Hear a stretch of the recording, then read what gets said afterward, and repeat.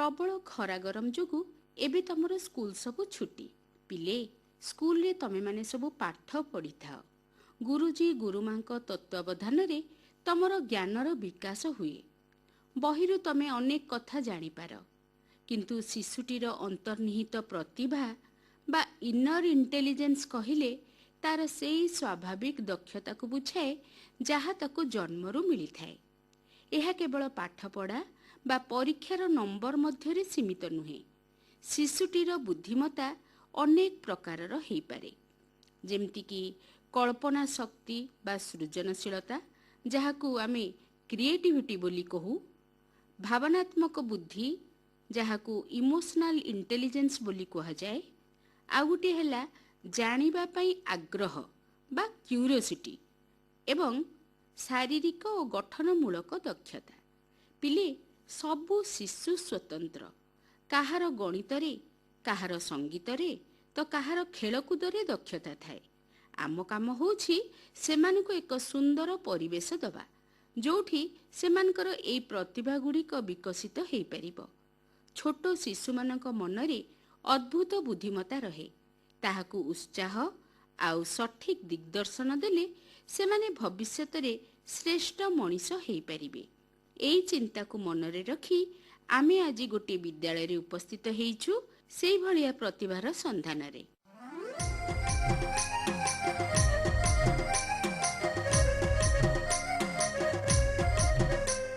पिला माने आज आमे आसी पहुंचीछु भुवनेश्वर बाणी विहार यूनिवर्सिटी हाई स्कूल ले। तम माने केमिति अछ? रेडियो केबे सुनिछ? रेडियो सुनिछ? रेडियो विषय कौन कौन जानिछ कि नहीं? आकाशवाणी विषय कौन कौन जानिछ से विषय आमे छोट छोट प्रश्न पचारि कि गोटे क्विज टे करिबा।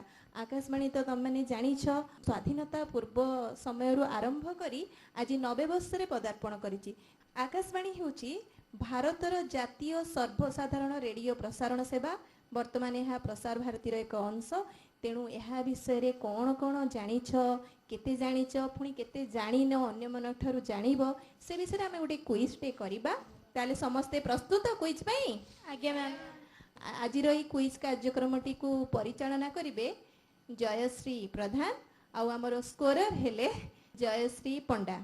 ताले प्रथमे आपण माने परिचय दियंतु। टीम ए रे अछंती। मो ना होची ईशा केसरी महांती। मो university high school 9th class रे पढुची। मो ना काजल पंडा। मैं यूनिवर्सिटी हाई स्कूल नवम श्रेणी छात्री अटे। एबे देखिबा ग्रुप बी रे को माने अछंती।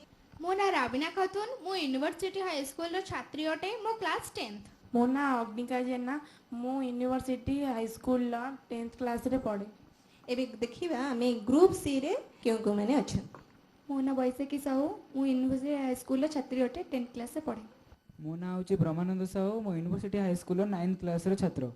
आजिर ए क्विज आरंभ पर्वरु प्रथमे आमे जिबा जयश्री प्रधान को पाखकू।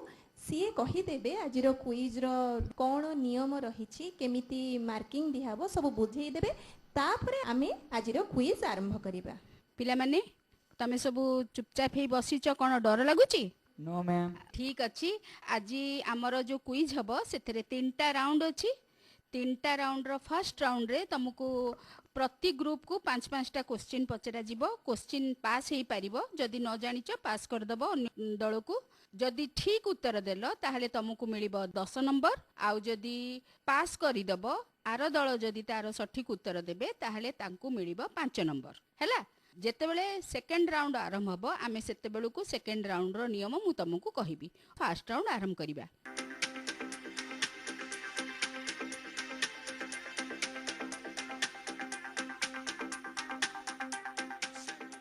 ग्रुप ए तम प्रश्न को ध्यान देकी सुन।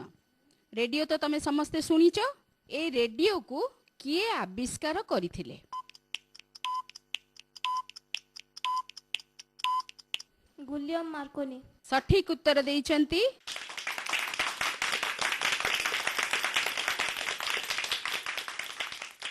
स्कोरर तांको 10 मार्क दे देबे। ग्रुप बी तुमको वर्तमान प्रश्न हैला 1927 मसीहा जुलाई मास 23 तारिख रे भारतर केउ सहर रे प्रथम रे रेडियो प्रसारण आरंभ हेइथिला? बॉम्बे। ସଠିକ ଉତ୍ତର।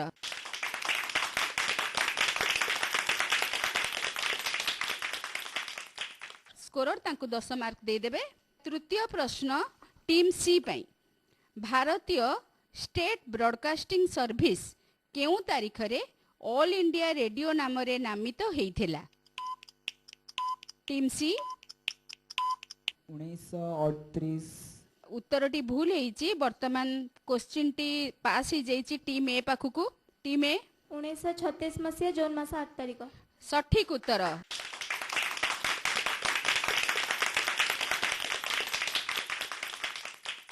ସ୍କୋରର ତାଙ୍କୁ 5 ମାର୍କ ଦେଇଦେବେ। ବର୍ତ୍ତମାନ ଟିମ୍ ଏ ପାଇଁ ପୁଣି ଆଉ ଗୋଟିଏ ପ୍ରଶ୍ନ। କେଉଁ କବିଙ୍କ ଦ୍ୱାରା ଆକାଶବାଣୀ ଶବ୍ଦଟି ବ୍ୟବହାର କରାଯାଇଥିଲା?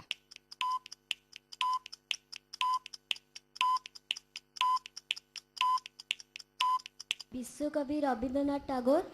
ସଠିକ ଉତ୍ତର, 10 ମାର୍କ। ଟିମ୍ ବି ପାଇଁ ଆଉ ଗୋଟିଏ ପ୍ରଶ୍ନ। ଆକାଶବାଣୀର ଆଦର୍ଶ ବାକ୍ୟ ମାନେ ମୋଟୋ କ'ଣ? ଟିମ୍ ବି ସମୟ ସରୁଛି। ଆଚ୍ଛା, ଟିମ୍ ବି କହିପାରୁନାହାନ୍ତି। ଟିମ୍ ସି ଆଉ ଥରେ କ୍ୱେଶ୍ଚିନ୍। ଆକାଶବାଣୀର ଆଦର୍ଶ ବାକ୍ୟ ମାନେ ମୋଟୋ କ'ଣ? ଟିମ୍ ସି ମଧ୍ୟ କହିପାରୁନାହାନ୍ତି। ଟିମ୍ ଏ କୁ ପାସ୍ ହେଉଛି। ବହୁଜନ ହିତାୟ ବହୁଜନ ସୁଖାୟ। ସଠିକ ଉତ୍ତର, 5 ମାର୍କ। ବର୍ତ୍ତମାନ ଟିମ୍ ସି କୁ ପ୍ରଶ୍ନ। କେଉଁ ମସିହାରେ ଆକାଶବାଣୀ ନାମଟିକୁ ସରକାରୀ ମାନ୍ୟତା ମିଳିଥିଲା? 1984। 1948। ଭୁଲ ଉତ୍ତର, ପାସ୍ ହେଇଯିବ ଟିମ୍ ଏ କୁ। 1956। ସଠିକ ଉତ୍ତର। ଟିମ୍ ଏ କୁ ପୁଣି ଥରେ 5 ମାର୍କ ମିଳିଲା। ବର୍ତ୍ତମାନ ଟିମ୍ ଏ କୁ ଆଉ ଗୋଟେ ପ୍ରଶ୍ନ। ଆକାଶବାଣୀରେ ବାଜୁଥିବା ସିଗ୍ନେଚର ଟ୍ୟୁନ୍, ତମାନେ ତ ସବୁ ପିଲେ ଶୁଣିଥିବ। এই ପ୍ରସିଦ୍ଧ ସିଗ୍ନେଚର ଟ୍ୟୁନ୍ଟିକୁ କିଏ ପ୍ରସ୍ତୁତ କରିଥିଲେ? ଭାବିକି ସଠିକ ଉତ୍ତର କୁହ। Walter Kaufmann. Walter Kaufmann. ନାଇଁ, ଉଚ୍ଚାରଣଟି ଭୁଲ ହେଇଛି। Wolf Kaufmann. Team C Walter Kaufmann. ଆଉ ଥରେ କହିବାକୁ ଚେଷ୍ଟା କର। କ୍ଲର୍କମ୍ୟାନ୍। ନାଇଁ, ରଙ୍ଗ। ଉତ୍ତରଟି ମୁଁ କହିଦେଉଛି, ୱାଲ୍ଟର କଫମ୍ୟାନ୍। ହେଲା, ଏଥିରେ କାହାକୁ କିଛି ନମ୍ବର ମିଳିଲାନି। ବର୍ତ୍ତମାନ ଟିମ୍ ବି ପାଇଁ ପ୍ରଶ୍ନ। ଆକାଶବାଣୀର ସିଗ୍ନେଚର ଟ୍ୟୁନ୍ଟି କେଉଁ ରାଗ ଉପରେ ଆଧାରିତ?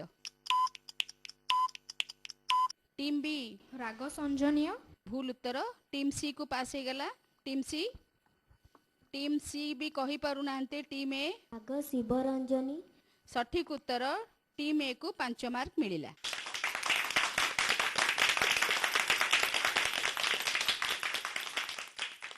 ବର୍ତ୍ତମାନ ପ୍ରଶ୍ନ ଟିମ୍ ସି ପାଇଁ। ଫିଲ୍ମ ସଙ୍ଗୀତ ପାଇଁ ପ୍ରସିଦ୍ଧ ବିବିଧ ଭାରତୀ ସେବା କେବେ ଆରମ୍ଭ ହେଇଥିଲା? ତମାନେ ସବୁ ବିବିଧ ଭାରତୀ ଶୁଣୁଥିବ। ଏଇ ବିବିଧ ଭାରତୀ ସେବା କେବେ ଆରମ୍ଭ କରାଯାଇଥିଲା, ଯୋଉଥିରେ ଆମେ ପ୍ରତିଦିନ ସୁନ୍ଦର ସୁନ୍ଦର ଫିଲ୍ମ ଗୀତ ସବୁ ଶୁଣିଥାଉ? ଟିମ୍ ସି ସମୟ ସରୁଛି। ମ୍ୟୁଜିକ୍। ଆଚ୍ଛା, ଟିମ୍ ଏ ଫିଲ୍ମ ସଙ୍ଗୀତ ପାଇଁ ପ୍ରସିଦ୍ଧ ବିବିଧ ଭାରତୀ ସେବା କେବେ ଆରମ୍ଭ କରାଯାଇଥିଲା? 1957 ଅକ୍ଟୋବର 3। ସଠିକ ଉତ୍ତର। ଟିମ୍ ଏ କୁ 5 ମାର୍କ ମିଳିଲା। ବର୍ତ୍ତମାନ ଟିମ୍ ଏ ପାଇଁ ଆଉ ଗୋଟେ ପ୍ରଶ୍ନ। ଦେଶ ଯେତେବେଳେ ଆମର ବିଭାଜିତ ହୋଇଥିଲା, ଦେଶ ବିଭାଜନ ବେଳେ ଭାରତରେ କେତୋଟି ଆକାଶବାଣୀ କେନ୍ଦ୍ର ଥିଲା? 6ଟି। ସଠିକ ଉତ୍ତର। ଟିମ୍ ଏ କୁ 10 ନମ୍ବର ମିଳିଲା। ବର୍ତ୍ତମାନ ପ୍ରଶ୍ନ ଟିମ୍ ବି ପାଇଁ। ପ୍ରଶ୍ନଟି ହେଲା, କେଉଁ ଦେଶର ସ୍ୱାଧୀନତା ସଂଗ୍ରାମରେ ଆକାଶବାଣୀର ଭୂମିକା ପାଇଁ ସେହି ଦେଶ ଆକାଶବାଣୀକୁ ସମ୍ମାନିତ କରିଛି?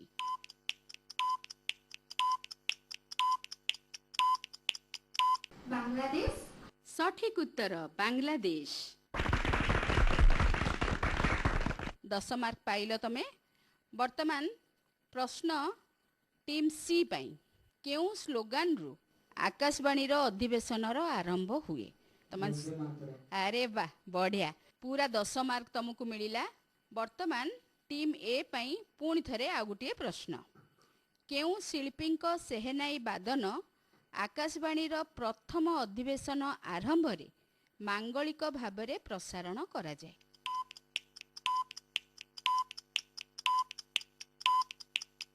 उस्ताद बिस्मिल्लाह खान। ସଠିକ ଉତ୍ତର ଉସ୍ତାଦ ବିସ୍ମିଲ୍ଲା ଖାନ୍। 10 ମାର୍କ ତାଙ୍କୁ ମିଳିଲା। ଟିମ୍ ବି ତମ ପାଇଁ ପ୍ରଶ୍ନ। The light has gone out of our life. ଏହି ବାର୍ତ୍ତାଟି କିଏ ଆକାଶବାଣୀ ମାଧ୍ୟମରେ ଦେଶବାସୀଙ୍କୁ କହିଥିଲେ ଓ କ'ଣ ପାଇଁ କହିଥିଲେ? The light has gone out of our life. Jawaharlal Nehru କହିଥିଲେ ଗାନ୍ଧୀଜୀଙ୍କ ମୃତ୍ୟୁ। ଗାନ୍ଧୀଜୀଙ୍କ ମୃତ୍ୟୁ ପରେ ଭାରତରେ ପ୍ରଥମ ପ୍ରଧାନମନ୍ତ୍ରୀ ଜବାହରଲାଲ ନେହେରୁ ଏହି ବାକ୍ୟଟି କହି ମୃତ୍ୟୁର ସୂଚନା ରେଡିଓରେ ଦେଇଥିଲେ। ଟିମ୍ ସି ପାଇଁ ପ୍ରଶ୍ନ। ରେଡିଓ ଇତିହାସରେ ସବୁଠାରୁ ଲୋକପ୍ରିୟ କାର୍ଯ୍ୟକ୍ରମ ବିନା କା ଗୀତ ମାଲା ବିବିଧ ଭାରତୀରେ ପ୍ରଚାରିତ ହେଉଥିଲା। ତାର ଉପସ୍ଥାପନା କିଏ କରୁଥିଲେ? ହଁ, ଅମିନ ସାୟାନୀ।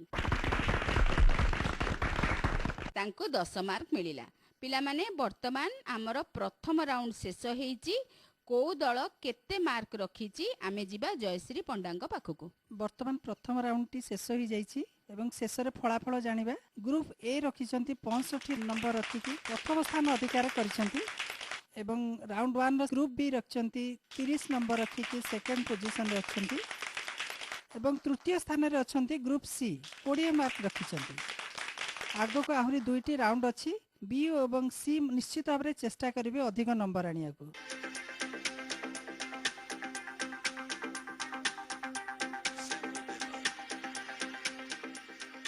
ବର୍ତ୍ତମାନ ଆମେ ଆରମ୍ଭ କରିବା ସେକେଣ୍ଡ ରାଉଣ୍ଡ। ଏହି ସେକେଣ୍ଡ ରାଉଣ୍ଡ ଆରମ୍ଭ କରିବା ପୂର୍ବରୁ ନିୟମ ଗୁଡ଼ିକ ମୁଁ କହିଦେଉଛି। ଯିଏ ସଠିକ ଉତ୍ତର ଯୋଉ ଦଳ ଦବ ତାକୁ ମିଳିବ 10 ମାର୍କ। ଏଥିରେ କ୍ୱେଶ୍ଚିନ୍ ପାସ୍ ହବନି, କିନ୍ତୁ ଯଦି ଭୁଲ ଉତ୍ତର କୁହାଯାଏ ତାହେଲେ ନେଗେଟିଭ ମାର୍କିଂ ହବ -5 ହେଲା। କ୍ୱେଶ୍ଚିନ୍ କିନ୍ତୁ ପାସ୍ ହବନି। ବର୍ତ୍ତମାନ ପିଲାମାନେ, ଆକାଶବାଣୀ କଟକ କେନ୍ଦ୍ର ବିଷୟରେ ତମେ କେତେ ଜାଣିଛ ସେ ବିଷୟରେ ପ୍ରଶ୍ନ ପଚରାଯିବ। ପ୍ରଥମ ପ୍ରଶ୍ନ ଗ୍ରୁପ ଏ ପାଇଁ। ଓଡ଼ିଶାରେ କେବେ ଆକାଶବାଣୀ କଟକ କେନ୍ଦ୍ର ପ୍ରତିଷ୍ଠା କରାଯାଇଥିଲା? 1948 ଜାନୁଆରୀ 28। ସଠିକ ଉତ୍ତର 10 ମାର୍କ। ବର୍ତ୍ତମାନ ଟିମ୍ ବି ପାଇଁ ପ୍ରଶ୍ନ। ଆକାଶବାଣୀ କଟକ କେନ୍ଦ୍ର ପ୍ରଥମେ କେଉଁଠାରୁ ତାର ପ୍ରସାରଣ ଆରମ୍ଭ କରିଥିଲା? ଟିମ୍ ବି ସଠିକ ଜାଣିଛ ଯଦି ସିଓର ତାହେଲେ କୁହ, ନହେଲେ -5 ହେଇଯିବ। ମଧୁପୁର କୋଠି କଟକ। ସଠିକ ଉତ୍ତର ମଧୁପୁର କୋଠି ବକ୍ସି ବଜାର କଟକରେ ଆକାଶବାଣୀ କଟକ କେନ୍ଦ୍ର ତାର ପ୍ରଥମ ପ୍ରସାରଣ ଆରମ୍ଭ କରିଥିଲା।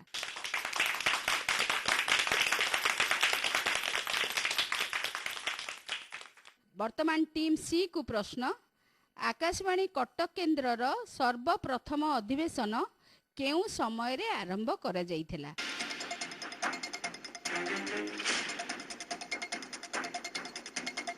ଅପରାହ୍ନ 6:30। ସଠିକ।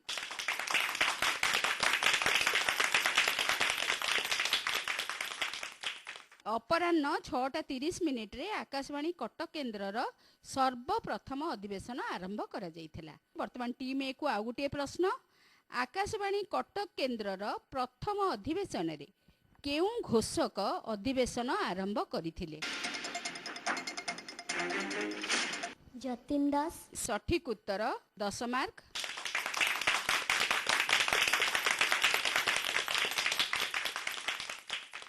ବର୍ତ୍ତମାନ ଟିମ୍ ବି କୁ ପ୍ରଶ୍ନ। ଆକାଶବାଣୀ କଟକ କେନ୍ଦ୍ରର ପ୍ରତିଷ୍ଠା ଦିବସର ପ୍ରଥମ କାର୍ଯ୍ୟକ୍ରମଟି କ'ଣ ଥିଲା? ପାସ୍ ହୋଇପାରିବନି, ଜାଣିଛ ଯଦି କୁହ, ମୁଁ ଅଡିଏନ୍ସକୁ ପଚାରିଦେବି ସଠିକ ଉତ୍ତର। ଆଚ୍ଛା, ଟିମ୍ ବି କହିପାରୁନାହାନ୍ତି। ଅଡିଏନ୍ସରେ ଆମର ବହୁତ ପିଲା ବସିଛନ୍ତି, ପଚାରିବା କିଏ ଯଦି ସଠିକ ଉତ୍ତର ଜାଣିଛି। ସମବେତ କଣ୍ଠରେ ବନ୍ଦେ ମାତରମ୍। ଆରେ ବାହ, ବଢିଆ, ତାଳି ହେଇଯାଉ।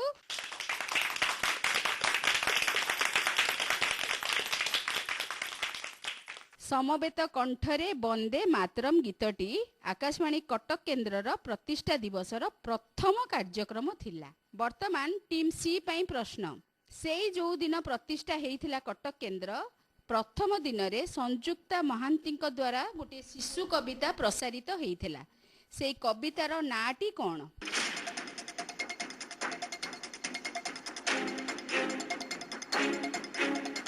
ମେଘ ବରସିଲା। ସଠିକ ଉତ୍ତର।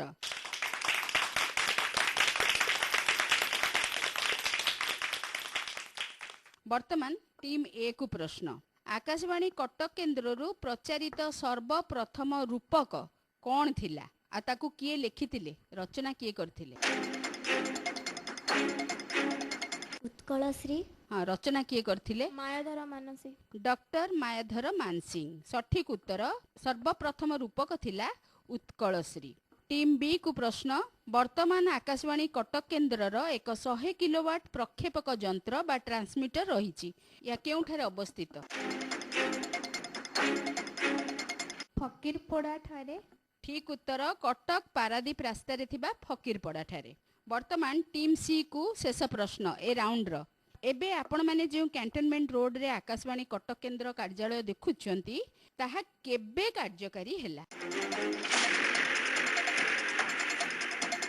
1977 मसीहा 26 तारीख को मास 26 डिसेम्बर ठीक उत्तर 1977 मसीहा डिसेम्बर 26 तारीख रे वर्तमान ए राउंड टी शेष हेची आमे जिबा हमर स्कोरन को पाखु किए केते मार्क रखिचंती से कहिबे वर्तमान द्वितीय राउंड सरी जाइछि द्वितीय राउंड रे पाइचंती ग्रुप ए पाइचंती 30 नंबर तांकर समुदाय नंबर हैला 95 प्रथम स्थान अधिकार करिसंती द्वितीय राउंड शेष रे ग्रुप बी 20 मार्क रखिचंती এবং तांकर सर्वमोट नंबर हैला 50 नंबर ग्रुप सी मध्य द्वितीय राउंड रे रखचंती 30 नंबर एवं प्रथम राउंड द्वितीय राउंड मिसी के सेमानकर टोटल संख्या होची 50 तामान वर्तमान ग्रुप बी एवं सी टाई रे अछंती निश्चित चेष्टा करिवे अधिक नंबर रखिबा पई राउंड 3 रे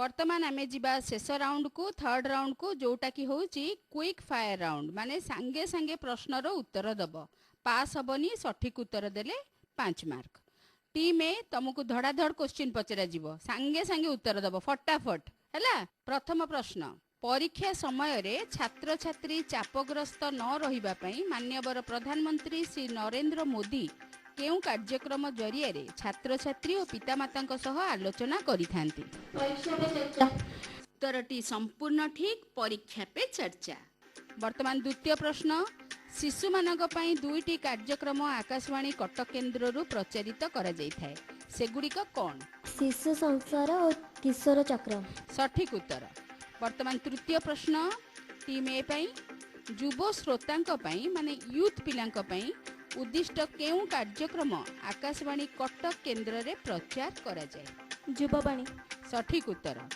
4 नंबर प्रश्न आकाशवाणी कटक केन्द्रर निजस्व एफएम चैनल गोटे अच्छी ता तो तमे जानिथिबो तार ना कोन एफएम रेनबो एफएम रेनबो सठिक उत्तर शेष प्रश्न तम पई आकाशवाणी कार्यालय केउ मंत्रणालय अधीन रे अछि सूचना और प्रसारण मंत्रालय सठिक उत्तर सूचना एवं प्रसारण मंत्रणालय बा ministry of information and broadcasting A round रे टीम ए तार समस्त प्रश्नर सठिक उत्तर देइछि करताली टिके हेई जाऊ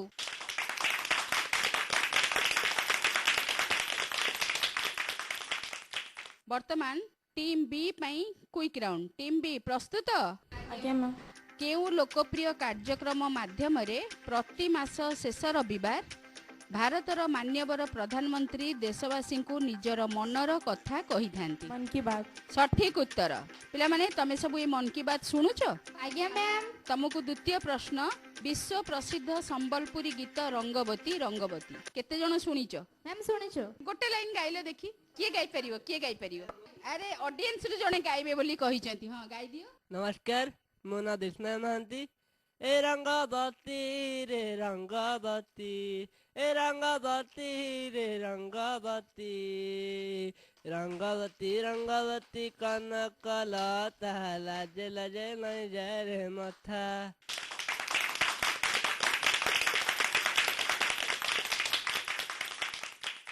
विश्व प्रसिद्ध संबलपुरी गीत रंगवती आकाशवाणी संबलपुर केन्द्र द्वारा रेकर्डिंग करा जायथिला एई गीतटी को किए गाइथिले पद्मश्री जितेंद्र हरिपाल और कृष्णा पटेल सठिक उत्तर वर्तमान तृतीय प्रश्न केउ तारीख को लोक सेवा प्रसारण दिवस रूपे पालन करा जाय नवेम्बर 12 सठिक उत्तर वर्तमान चतुर्थ प्रश्न शिशु संसार कार्यक्रम केउ उपस्थापक ओडिशार घरे घरे ବଡ଼ ଭାଇ ଭାବରେ ପରିଚିତ? ନଦିଆ ବିହାରୀ ମହାନ୍ତି। ଆରେ ବାଃ ପିଲାମାନେ ତମେ ବହୁତ ସୁନ୍ଦର ଭାବରେ ଉତ୍ତର ଦଉଛ। ତମ ପାଇଁ ଶେଷ ପ୍ରଶ୍ନ।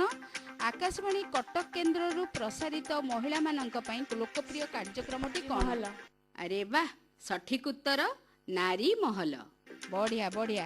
ଏଇ ରାଉଣ୍ଡ ଶେଷରେ ଟିମ୍ ବି ତାର ସବୁ ପ୍ରଶ୍ନର ସଠିକ ଉତ୍ତର ଦେଇଛି। ତାଙ୍କ ପାଇଁ ତାଳି ହେଇଯାଉ।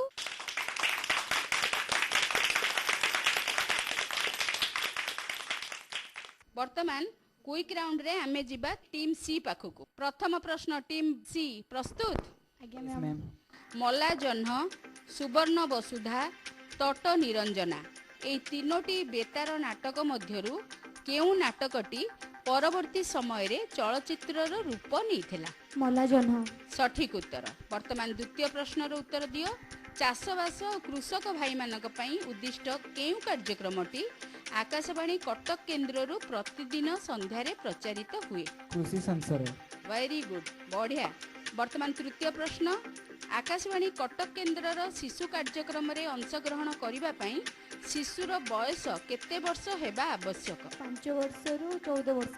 ସଠିକ ଉତ୍ତର। 5 ବର୍ଷରୁ 14 ବର୍ଷ ଭିତରେ ବୟସ ହେବା ଆବଶ୍ୟକ। ରଥଯାତ୍ରା ଧାରା ବିବରଣୀର ସିଧା ପ୍ରସାରଣ ପାଇଁ ଆକାଶବାଣୀର କେଉଁ କେନ୍ଦ୍ର ମୁଖ୍ୟ ଭୂମିକା ଗ୍ରହଣ କରିଥାଏ? କଟକ ଆକାଶବାଣୀ କେନ୍ଦ୍ର। ସଠିକ ଉତ୍ତର। ବର୍ତ୍ତମାନ এই କୁଇଜ୍ କାର୍ଯ୍ୟକ୍ରମର ଶେଷ ପ୍ରଶ୍ନ ଟିମ୍ ସି ପାଇଁ। କିଏ ଶିଶୁ ସଂସାର କାର୍ଯ୍ୟକ୍ରମରେ ଅପା ଭାବରେ ଘରେ ଘରେ ପରିଚିତ? ବୀଣାପାଣି ମହାନ୍ତି। ଭେରି ଗୁଡ୍, ସଠିକ ଉତ୍ତର। ଥାର୍ଡ ରାଉଣ୍ଡରେ ଟିମ୍ ସି ମଧ୍ୟ ତାର ସବୁ ପ୍ରଶ୍ନର ସଠିକ ଉତ୍ତର ଦେଇଛି। ବର୍ତ୍ତମାନ ଆମର କୁଇଜ୍ କାର୍ଯ୍ୟକ୍ରମ ଏଠି ଶେଷ ହେଇଛି।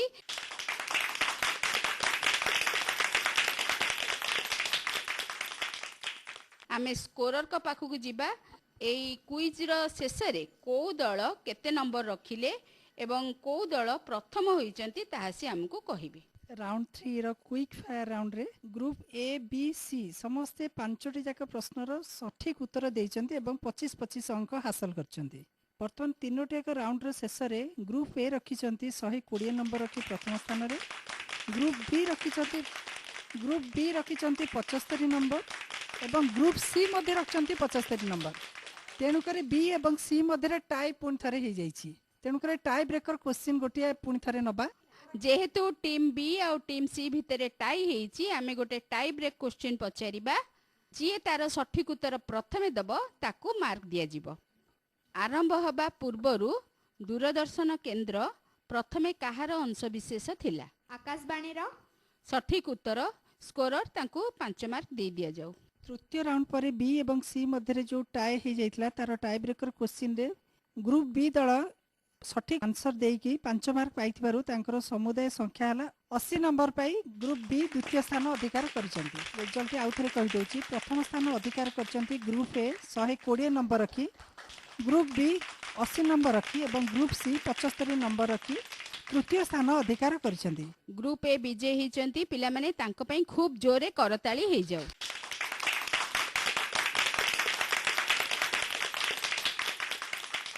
ଆଉ ଗ୍ରୁପ ବି ଗ୍ରୁପ ସି ତମାନେ ବହୁତ ବଢିଆ ଚେଷ୍ଟା କଲ। ବଢିଆ ଆକାଶବାଣୀ ବିଷୟରେ ବହୁତ ତମର ନଲେଜ ଅଛି। ତମେ ଭଲ ଉତ୍ତର ଦେଇଛ। ଆଗାମୀ ଦିନରେ ଆଉ ଟିକେ ଭଲ ଭାବରେ ଜାଣିବାକୁ ଚେଷ୍ଟା କରିବ। ଆଜି ଆମର ଏଇଠି କୁଇଜ୍ କାର୍ଯ୍ୟକ୍ରମ ଶେଷ ହେଉଛି।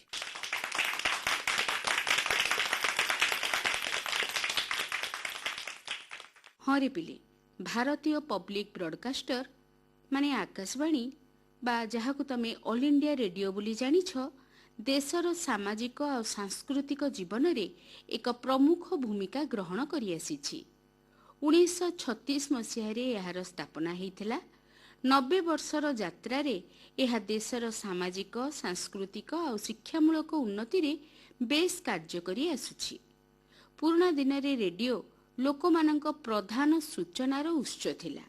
ସମାଚାର, କୃଷି ସୂଚନା, ସଙ୍ଗୀତ, ନାଟକ ଏବଂ ଶିକ୍ଷାମୂଳକ କାର୍ଯ୍ୟକ୍ରମ ଦ୍ୱାରା ଆକାଶବାଣୀ ଗାଁଠାରୁ ସହର ପର୍ଯ୍ୟନ୍ତ ସବୁଠାରେ ପହଞ୍ଚିଛି। ଓଡ଼ିଶାରେ ମଧ୍ୟ ଆକାଶବାଣୀ କେନ୍ଦ୍ରମାନେ ଲୋକ ସଂସ୍କୃତି, ଲୋକ ସଙ୍ଗୀତ ଓ ଭାଷାର ଉନ୍ନତିକୁ ବଢ଼େଇଛନ୍ତି। ସ୍ୱାଧୀନତା ସଂଗ୍ରାମ ସମୟଠାରୁ ଆରମ୍ଭ କରି ଆଜି ପର୍ଯ୍ୟନ୍ତ ଆକାଶବାଣୀ ଦେଶର ଏକତା ଏବଂ ଅଖଣ୍ଡତାକୁ ସୁଦୃଢ଼ କରିବାରେ ସାହାଯ୍ୟ କରିଆସିଛି। ଆଜିର ଡିଜିଟାଲ ଯୁଗରେ ଆକାଶବାଣୀ ନିଜକୁ ନୂତନୀକୃତ କରି ଏଫ୍ଏମ୍, ଅନଲାଇନ୍ ସେବା ଆଉ ମୋବାଇଲ ଆପ୍ ଜରିଆରେ ଶ୍ରୋତାମାନଙ୍କ ପାଖରେ ପହଞ୍ଚି ପାରିଛି। ଆକାଶବାଣୀ ଆଜି ବି ଶ୍ରୋତାମାନଙ୍କ ବିଶ୍ୱାସକୁ ଜିତି ପାରିଛି।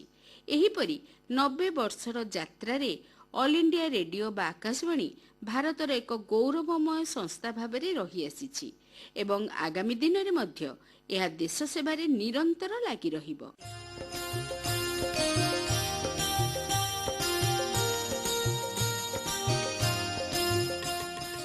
ପିଲାଏ, ଆଜି ତ ସମୟ ସରିବାକୁ ବସିଲାଣି। ପୁଣି ଥରେ ତମ ସହ ଭେଟ ହବ ଆଗାମୀ ଶନିବାର ଠିକ୍ ଅପରାହ୍ନ 5ଟା ବେଳେ।